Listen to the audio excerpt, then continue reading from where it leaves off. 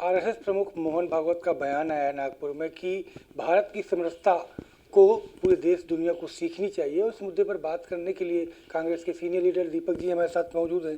Sir, समरसता सिखा रहे हैं मोहन भागवत पूरे देश को, पूरे बाहर के अन्य विदेशों को। मुझे लगता है कि मोहन भागवत जी को पहले समरसता का ज्ञान भारतीय जनता पार्टी को देना चाहिए, नरेंद्र मोदी को देना चाहिए।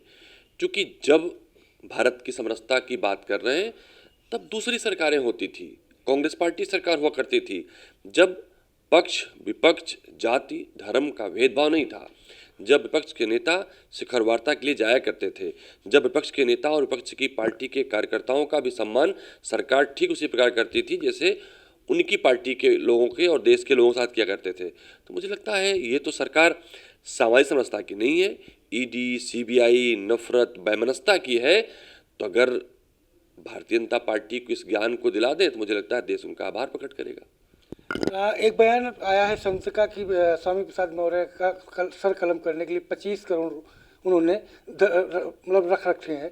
उस पर कुमार विश्वास का भी बयान है कि डीजीपी कहाँ है यूपी में आखिर। देखिए, स्पष्ट तौर पर बात है, हम जिस भी धर्म समुदाय के व्यक्ति अराजकता करते हैं, आतंक फैलाते हैं, उन्हें हम आतंकवादी कहते हैं।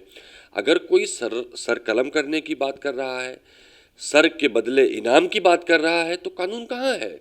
उत्तर प्रदेश की कानून व्यवस्था के लिए एक चैलेंज है। किसी एक पूर्व मंत्री, किसी विधायक के सर को कलम किए जाने की बात कही जाती है और कानून अपना कोई काम नहीं करता।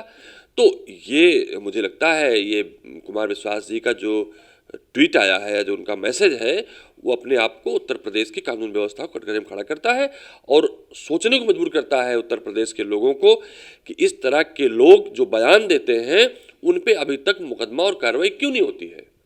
अंतिम सवाल मेरा कि बीजेपी के लोग कह रहे हैं कि वो जो 5 राज्यों में विधानसभा चुनाव है वो पूरे का पूरा क्लीन स्वीप करेंगे। निश्चित रूप से भारतीय जनता पार्टी ने थोड़ा सा मतभेद किया है अपनी बातों में। क्लीन स्वीप कांग्रेस पार्टी करेगी, भारतीय जनता पार्टी हार का क्लीन स्वीप करेगी। ये 10 वर्षों में पहला चुनाव होगा जब भारतीय जनता पार्टी की सरकारें राज्यों से छिनेंगी और भारतीय जनता पार्टी किसी भी राज्य की सरकार में नहीं रहेगी। दूसरा इतिहास दोहराएगा कि इन चुनाव के बाद भारतीय जनता पार्टी से ज़्यादा राज्यों में सरकारें कांग्रेस पार्टी की होंगी। ये संकेत देने के लिए, संदेश देने के लिए कि 2024 में इंडिया आ रही है, कांग्रेस पार्टी की सरकार आ रही और भारतीय जनता पार्टी जा रही है। शुक्रिया हमसे बात करने के लिए। तो आपने सुना कांग्रेस के सीनियर लीडर दीपक जी का, जिनका साफ तौर पे कहना है कि ये साफ संकेत मिलने वाले हैं कि 5 राज्यों में ही क्लीन स्वीप करेगी कांग्रेस और अब देश के सबसे ज़्यादा राज्यों में उनकी सरकार होगी। क्या शुभम के साथ संजय प्रताप सिंह, बाहर समाचार, लखनऊ।